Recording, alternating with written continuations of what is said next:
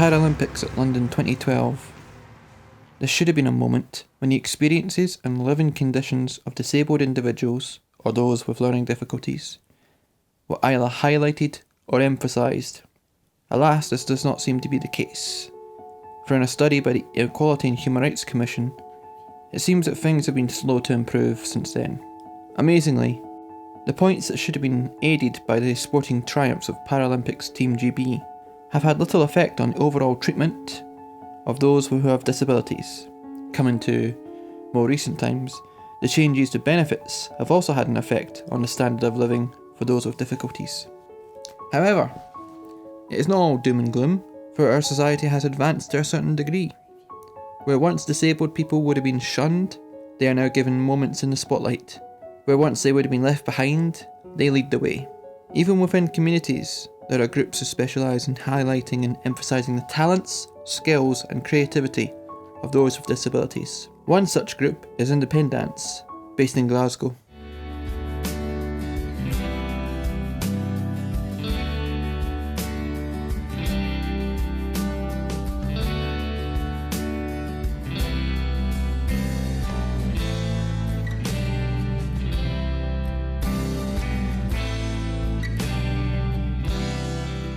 Another such group, based up at Pallasrigg in Cumbernauld, is Watch Us Grow. Going from a general point of view, I have obviously something of an interest in the treatment of the disabled, as I have a younger brother with learning difficulties. However, if anything, the way my brother takes on life is an inspiration to me.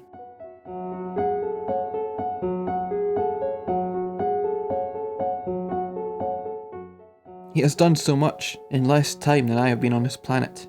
If anything, he is the source of not only this documentary, but my own determination to do better, which I shall prove with a simple table, listing the things that Christopher has done in 24 years, against the things that I have done in 28. Well, as soon as he was born. Yeah. So there's the doctors let you know, yeah? Yes, Yeah. doctors let me know. It wasn't too bad as a baby.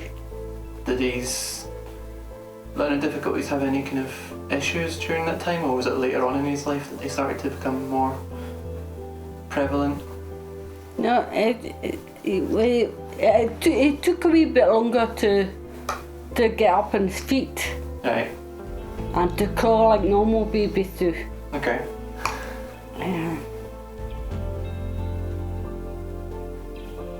You okay?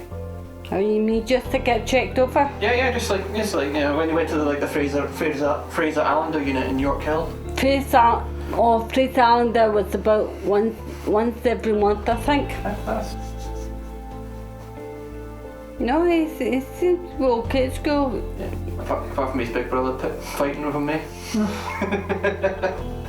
Yeah, when the reason why we went to Fraser Allender unit that's when we found out Christopher had epilepsy. That's right, yeah. Of the 28 years I've been on this planet, 24 of them have been spent with my brother. And let's be honest here. At first I didn't understand. I failed to grasp that he was disabled. I hate that word. So I then had to learn that it took him a bit more time to grasp stuff that, you know, we take for granted. At least that's what I was told. As I proved earlier. He surprised a lot of people. None more so than me, actually, to be honest. Because the amount of stuff he's done in his lifetime. He far outweighs me. It actually puts me to shame, to be honest. That's not a bad thing. I mean, I left high school with a handful of standard grades. Meanwhile, my brother excels at school. He then went ahead and did, what was it first? Oh yeah, the volunteer work. And then working for the volunteer work. And then the college courses he did. I think he did a couple at Coatbridge and a couple here. Of the ones I remember, he did computing, cookery, life skills and radio.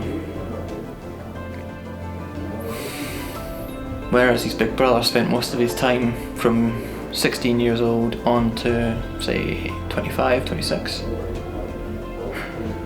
working. Because that's where I thought I was bound to go or end up. If anything, my brother has more of a social life than I do.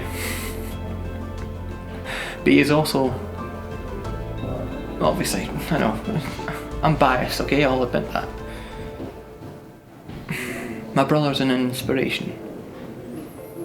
They say that London 2012 was, you know, the time when people could look to figures like Johnny Peacock and, you know, think, he's done all that, he's a talented guy, you know, all that stuff. I didn't need to look towards people like them. I had an example, you know, I grew up with an example. So in the end, I'll leave the person at the centre of all this to finish it off. Okay, let's get started then. How do you feel about your disability yourself? I mean, like, I've got what Mum believed about it and I've got what I believed about it. So how do you feel about it? I feel I'm not. I haven't really bombing me. Right. Do you feel you're limited by it at all? No? No. So when you started at Independence, so like the first day you went there, did you feel nervous about attending that group? A bit. Yeah? A bit, aye. But once they got into the whole group. Because now you've done performances in what was it, Belfast? Like several places around Glasgow. You've even you've done quite a lot with that group. How do you feel now that you've gone through, like, say, Independence and Watch Us Grow and a computing radio and cookery course? Do you feel more kind of sure of yourself? Yeah. Okay.